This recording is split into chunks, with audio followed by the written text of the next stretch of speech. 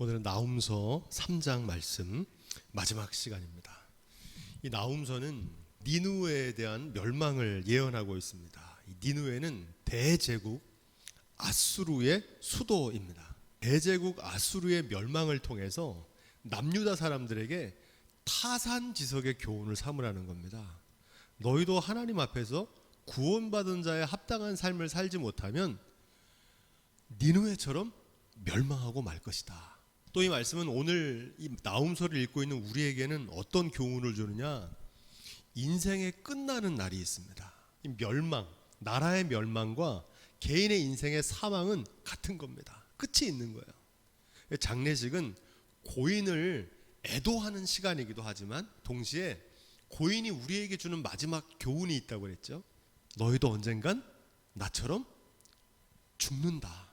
아직 시간이 남아있을 때 살아있는 동안 후회 없이 잘 살아라. 그것처럼 이 나훔서가 전하는 니느웨의 멸망을 통해서 오늘 우리의 삶을 다시 한번 돌아볼 수 있는 기회가 될 수 있기를 주님의 부탁을 드립니다. 나훔서는 그렇게 읽어야 됩니다. 화 있을진저 피성이여 이렇게 말합니다. 이 니느웨 성읍은 큰 도시, 큰 성읍인데 피로 쌓은 성이라는 겁니다. 은유적인 뜻을 가지고 있는데 아수르는 다른 나라를 침략해서 부강한 나라가 됐습니다. 그래서 아수르가 쌓은 부와 성과 명성은 이웃나라 백성들의 고열을 짜서 세운 나라입니다. 그래서 피의 성읍이다 이렇게 말합니다. 이 피성 아수르에 대해서 화 있을진저 이렇게 말합니다. 하나님의 심판을 말하는 거죠. 다른 사람, 약자를 희생시켜서 자기의 유익을 구하고 사리사욕을 취하는 이런 분은 복이 아니라 화가 된다는 겁니다. 하나님 앞에서 복받은 게 아니에요. 남의 거 뺏어가지고 내가 부자가 된 거는 하나님이 축복을 받은 게 아닙니다. 하나님 그런 축복을 하시는 법이 없고 하나님은 그런 사람들에게 화를 내리신다는 겁니다. 약자를 희생시켜서 자기의 유익을 구하고 사리사욕을 취하는 것은 마지막 날 심판의 대상입니다. 마태복음 25장에서 인자가 다시 올 때 양과 염소를 나누고 하시는 심판의 기준이 뭡니까? 지극히 작은 자 하나에게 하지 않은 것이 나에게 하지 않은 것이고 지극히 작은 자에게 한 것이 곧 나에게 한 것이다. 심판의 기준이 타인, 이웃입니다. 그 속에서는 하는 말이 중요합니다. 화 있을진저 피성이여 그 속에서는. 이게 무슨 뜻이냐면 하나님께서는 외모를 보지 않으시고 뭘 보십니까? 중심을 보신다 그러잖아요. 이 중심을 보신다는 게 바로 그 속을 보시는 겁니다. 아수르의 겉모습은 웅장하고 대단하고 화려한데 큰 나라니까. 그런데 그 속을 하나님 보시니까 어땠냐면 그 속에는 괴율은 거짓말입니다. 속임수, 강포, 폭력, 늑탈, 남의 거 뺏는 거, 그게 속에 가득했다는 겁니다. 이 중심을 뭐라고 그러냐면 동기와 목적이다 이렇게 말합니다. 어떤 일을 할 때 그 일을 왜 하느냐는 겁니다. 하나님의 영광을 위해서 하는 건지 내 영광을 위해 하는 건지. 겉으로 하는 건 다 봉사인데 이 봉사가 나를 드러내려고 하는 건지 하나님을 위한 헌신으로 하는 건지, 그게 속에 있는 동기와 목적입니다. 하나님은 그걸 보신다는 거예요. 그래서 신앙생활은 우리의 겉모습을 아름답게 꾸미는 게 아니라 우리의 중심을 하나님 보시기에 반듯하게 세워나가는 데 있는 줄로 믿습니다. 아수르는 약육강식과 정글의 법칙으로 살았다고 우리가 지난 시간에 배웠죠. 그래서 그것을 한마디로 어떤 삶이라고 했습니까? 짐승 같은 삶. 사자에 비유했잖아요. 야수 같은 삶입니다. 오늘날에도 현대인들이 이 아수르 같은 삶의 방식을 삽니다.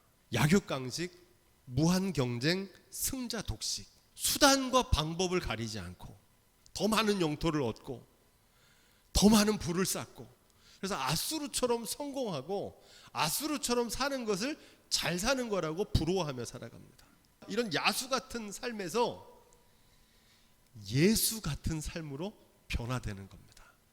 그게 구원입니다. 야수 같은 삶에서 예수님 닮은 삶으로 변화되는 저와 여러분들이 될 수 있길 주님으로 부탁을 드립니다. 2절부터 3절 말씀. 아수르 제국이 세상을 통치하는 방식이 이랬다는 겁니다. 채찍, 달리는 병거, 충돌하는 기병, 번뜩이는 칼, 살육을 벌입니다. 그래서 가는 곳마다 큰 무더기에 주검들이 쌓여 있고 사람이 그 시체에 걸려 넘어질 정도로 그런 잔혹한 일들을 하는 정복 전쟁을 치렀던 겁니다. 아수르의 폭력적인 통치 방식을 말합니다. 과거의 역사 속에만 이런 정복 전쟁이 있는 게 아니고 우리나라 현대사의 비극적인 사건이 생각납니다. 1980년도 광주에서 5월 18일 광주 민주항쟁이라고 불리는데 어떤 일이 벌어졌습니까? 큰 무더기의 죽음. 우리나라 공수부대원들이 시민들을 학살했어요. 아수르 제국이 다른 나라 쳐들어가 가지고 침략하듯이 그런 행동들을 우리 국민에게 저질렀습니다. 제5공화국이라고 그러는데 전두환의 신군부에 의한 군사 쿠데타다. 이건 제 얘기가 아니고 초등학교 교과서에 있는 말입니다. 명분은 군사혁명, 평화 유지였는데 실상은 뭐냐? 군사 쿠데타였습니다. 한마디로 광주 시민들을 무참히 학살하고 얻은 권력이 바로 제5공화국입니다. 얼마 전 그 전두환 씨의 회고록에서 5.18 당시에 헬리콥터에서 공수부대가 시민들을 향해서 사격했다는 것을 목격했던 것을 증언했던 신부님이 있습니다. 조비오 신부님이라고. 이분이 돌아가셨는데 그 신부님에 대해서 이 전두환 씨가 회고록에서 뭐라고 썼냐면 그 조비오라고 하는 사람은 신부라는 말이 무색한 파렴치한 거짓말장이다. 그러자 이 조비오 신부의 후손들이 이 회고록 내용이 사자 명예훼손으로 고발을 했습니다. 그래가지고 재판이 벌어졌어요. 결국 지난 11월 30일 1심에서 사자 명예훼손으로 전두환 씨한테 징역 8개월, 집행유예 2년이라는 선고를 내려줬습니다. 1997년 4월 17일에 대법원에서 이분은 무기징역 및 추징금 2,205억 원을 선고받습니다. 그 죄목이 뭐냐? 반란 수괴, 반란 모의, 불법 지위, 상관 살해, 내란 수괴, 내란 목적 살인, 특정 범죄 가중 처벌, 뇌물죄, 기타 등등. 그래서 무기징역 선고를 받습니다. 대법원에서 최종 판결을 받았어요. 감옥에 가 있어야 되는데 이분이 어떻게 돌아다니냐? 1997년에 김영삼 대통령이 특별 사면을 해줍니다. 더 기가 막힌 건 이분이 추징금 2천억 가운데 자기 전 재산이 29만 원밖에 없대요. 그거로 유명하잖아요. 뭘 얘기하려고 그러냐? 이분의 문제는 사죄를 안 합니다. 반면에 지난 6월에 노태우 대통령, 장남 노재현 씨가 5.18 민주모욕에 참배하고 그곳에 가서 100번이고 1000번이고 사과하겠다. 우리 아버지도 늘 있어서는 안 되는 일이 벌어졌다. 그런 아버지의 뜻을 받들어서 내가 대신 사죄한다. 세상의 심판대 법정은 피할 수 있을지도 모르겠습니다. 그런데 하나님의 심판대 피할 수 있겠습니까? 없겠습니까? 없다는 겁니다. 지금 아수르 제국이 이런 일을 저지른 거예요. 거기에 대해서 하나님께서 심판하시겠다는 거예요. 4절 말씀, 아수르가 대영토를 이루고 큰 나라를 세웠는데 이 아수르가 했던 일을 가리켜서 뭐라고 그러냐? 음행과 마술이다 이렇게 말합니다. 음행이라는 말은 정상적이지 않은 관계, 아무리 큰 일을 했어도 그거는 부정축제, 정당한 방법이 아니라는 거예요. 그래서 음행이라는 겁니다. 왜 마술이라고 그러냐? 이 마술을 영어로 매직이라고 그러거든요.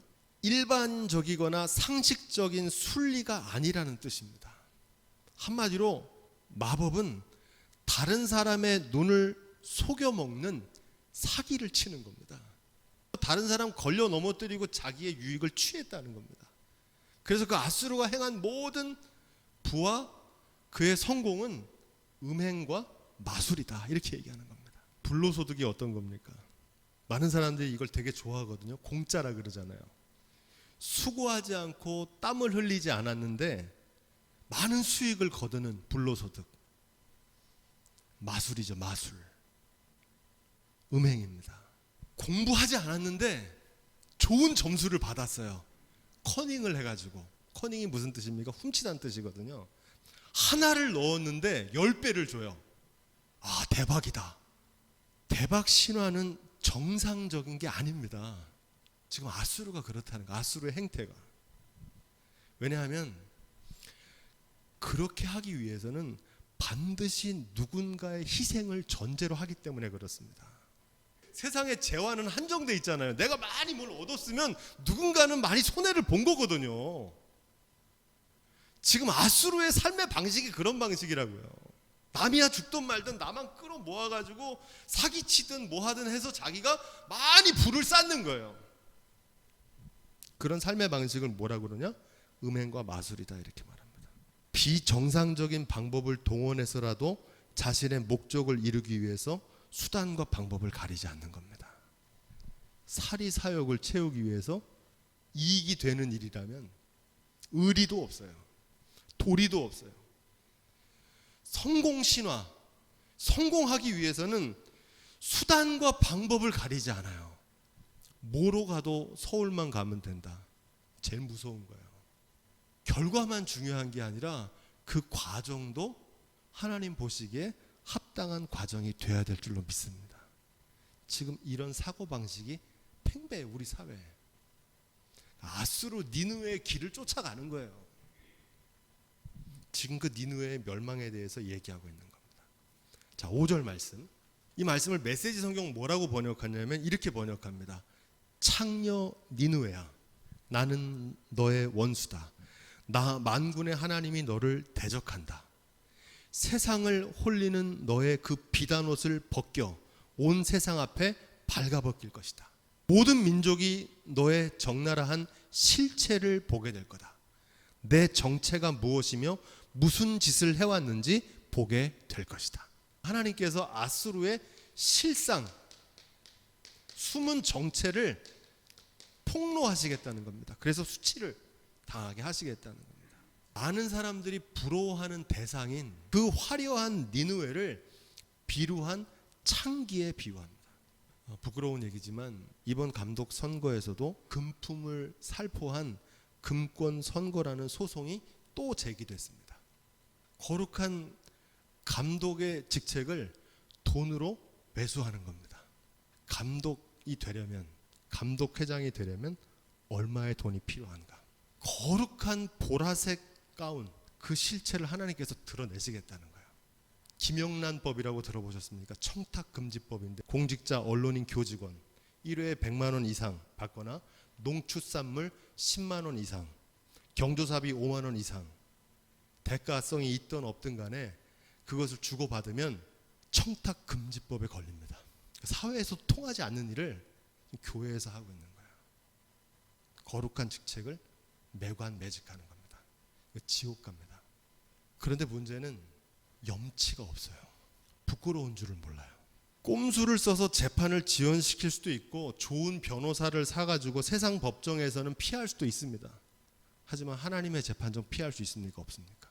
하나님의 재판정을 피할 수 없다는 겁니다. 지금 그걸 어떻게 하신다는 거예요? 하나님께서 치마를 확 뒤집어가지고 네 속을 다 보여주겠다는 거예요. 6절 말씀, 메시지 성경이 이 대목 기가 막히게 번역해. 이렇게 번역합니다. 내가 개똥을 퍼부은 다음 모두가 볼 수 있게 전 시대에 올려놓고 이렇게 써 붙일 것이다. 창녀 전시 중. 그렇게 하시겠다는 거예요. 하나님께서. 겉으로는 영광스럽고 거룩한 것처럼 하는데 하나님께서 똥칠을 하겠다는 거예요. 7절 말씀, 메시지 성경이 이렇게 되어 있습니다. 너를 보는 자들이 모두 역겨워하며 말할 것이다. 니느웨 저 돼지우리 저렇게 더러울 줄이야. 두 번 다시 쳐다보기도 싫다. 추하다. 추해. 치부를 드러내신다는 거예요. 요즘 교인들 교회에서 감독 나가면 좋아하는 교인들 없어요. 그래서 제정신 가진 사람은 감독 안 나와요. 이기지 못하면 후지게라도 만들어야 되거든요. 부끄럽게는 만들어야 될 거 아니에요. 너를 보는 자는 누구를 말하냐면 너를 부러워하던 사람들, 또 그걸 부러워하는 사람들이 있어요. 아수르의 영광을 선망의 대상으로 여기는 사람들이 있어요. 너를 따르던 자들이 너를 돌아서고 너를 편들던 사람이 하나도 없다. 어제 15일이죠. 국민의힘 김종인 대표가 대국민 사과를 했습니다. 역사와 국민 앞에 큰 죄를 지었다. 무슨 사과했습니까? 전직 대통령인 이명박 박근혜 대통령 권력형 비리로 줄줄이 수감 중입니다. 다른 사람 얘기할 게 아니라 오늘 나홈의 얘기는 뭐냐? 그날에 우리의 숨겨진 죄도 낱낱이 드러납니다. 하나님의 심판대 앞에서. 내 지은 죄 주홍빛 같더라도 주 예수께 다하려면 그 십자가 피로써 다시 쓰사 흰 눈보다 정하겠네. 지금 회개하면 주홍같이 붉은 죄도 주님께서 눈과 같이 희게 정하게 하실 줄로 믿습니다. 지금이라도 사죄하면 용서함 받아요. 어떤 죄를 지었더라도. 감리교회도 마찬가지예요. 이걸 회개해야 돼. 지금 이 금권선거한 거를 회개해야 되는데 입을 딱 씻어요. 안 그런 것처럼 하고 있어요. 그러니까 그 죄가 그대로 있어요. 남 얘기할 게 아니라 우리의 숨겨진 죄악이 드러나기 전 지금 회개함으로 그날에 용서함 받는 저와 여러분들이 될 수 있길 주님의 부탁을 드립니다. 8절부터 11절 말씀. 노아몬이라는 곳은 애굽의 고대 도시 테베라고 하는 도시입니다. 아주 유명해요. 바다와 강으로 둘러싸인 처녀의 요새였습니다. 그래서 바다가 성루가 되었고 바다가 요새가 된 거예요. 오바댜는 누구를 예언했습니까? 에돔이 멸망할 걸 예언했잖아요. 에돔은 반대로 산악지역 페트라라고 하는 산악지형을 의지했던 에돔이 멸망한 것처럼 이 바다를 요새로 삼은 테베가 노아몬이 멸망할 거라는 겁니다. 강력한 동맹국도 지켜주지 못할 거다. 하나님의 심판 앞에서 내가 의지하던 환경이 무용지물이 되고 의지하던 사람이 도와줄 방법이 없다는 겁니다. 이 테베는 누구한테 멸망했냐면 아수르가 멸망시켰어요. 네가 테베를 멸망시킨 것처럼 너 아수르도 이제 멸망을 당할 거라는 겁니다. 포로가 되고 아이들이 비참한 최후를 맞이한 것처럼 너도 동일한 운명을 맞게 될 거다. 행한 대로 보응하신 하나님입니다. 여기서 중요한 말씀은 너도라는 말이 중요합니다. 죽음의 순간 우리가 의지하던 물질, 부동산, 의지하던 친구, 가족, 우리 도울 길 있습니까? 없습니까? 없어요. 하나님 앞에 단독자로 서는 겁니다. 그것을 말합니다. 12절, 13절. 모든 산성, 요새를 말하거든요. 이 요새가 요즘에도 많아요. 산성.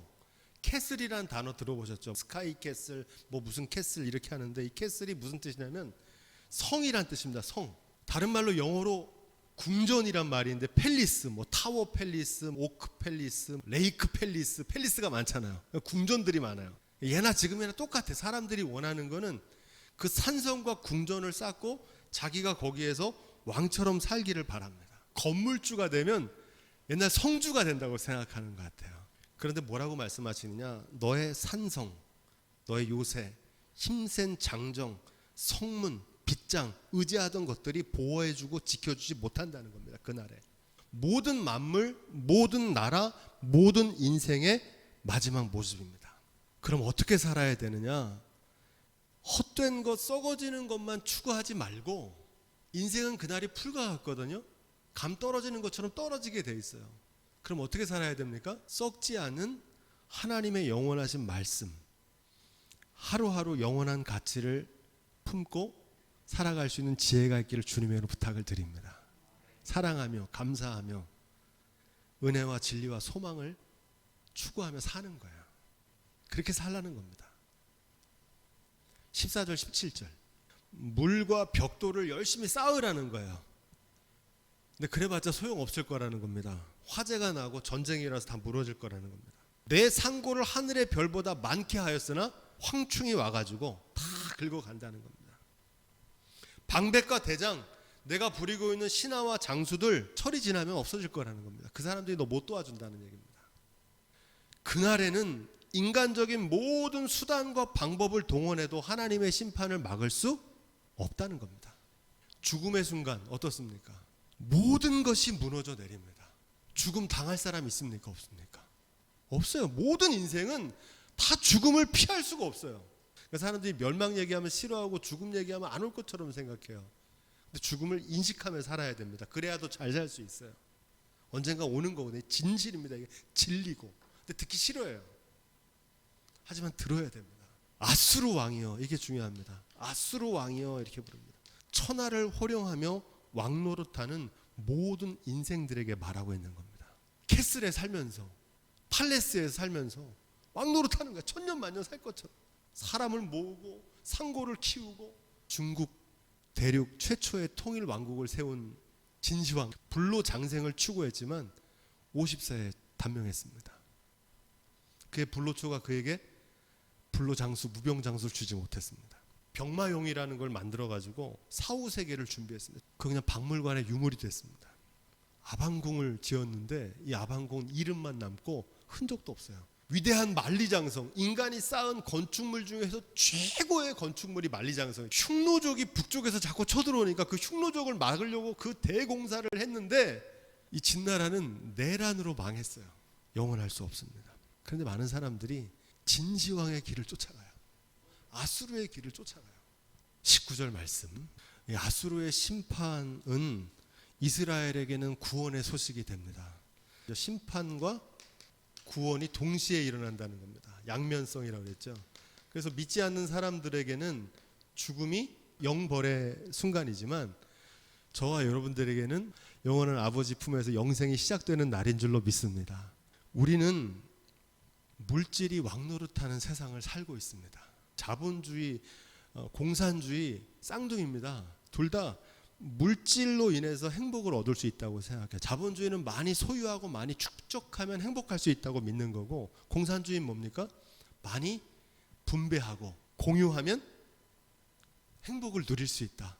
둘 다 물질에 대한 집착을 가지고 있는 다른 것 같지만 쌍둥이입니다. 나홈이 살던 시대도 똑같았어요. 아수르가 세상을 다스리고 있었어요. 이 아수르의 나라가 영원할 줄 알았어요. 아수르가 망한 다음에 예언했으면 예언자가 아니잖아요. 아수르가 멸망하기 50년 전에 지금 이 예언을 하는 겁니다. 그래서 나홈이 위대한 예언자인 거예요. 미리 본 겁니다. 이 대제국 아수르는 물질 만능주의를 추구하는 삶의 끝, 그 끝이 멸망, 사망이라는 사실을 증거합니다. 욕심이 잉태한즉 죄를 낳고 죄가 장성하면 뭐에 이릅니까? 사망의 일이죠. 반대의 삶의 원리가 있습니다. 말씀과 성령에 이끌려 사는 걸 뭐라고 그러냐? 이걸 의라고 하거든요. 그 의의 열매는 뭡니까? 생명입니다. 삶을 얻는 거예요. 여기서 이렇게 변화받는 게 그게 구원입니다. 그 방법은 뭐냐? 하나님의 심판대를 생각하며 죽음을 생각하며 오늘을 사는 겁니다. 물질이 있거나 없거나 빈부 귀천의 어떤 상황에서도 자족하는 삶, 참된 행복을 누리는 삶을 우리에게 증거하고 있는 줄로 믿습니다. 그리스도인은 누구냐? 돈이 그리스도인 세상, 사람이 그리스도, 힘이 그리스도인 세상, 그런 세상 속에서 예수님만 그리스도로 믿고 사는 사람이 그리스도인입니다. 길과 진리와 생명은 돈에 있는 게 아니라 어디에 있어요? 예수님께 있잖아요. 물질 만능의 세상에서 구원받는 유일한 길은 오직 예수님을 그리스도로 섬기는 길뿐인 줄로 믿습니다. 다른 길은 없어요. 바라기는 저와 여러분들이 오직 길과 진리와 생명 대신 예수를 그리스도로 섬기는 구원받는 주님의 백성들이 다 되시기를 주님의로 축원드립니다.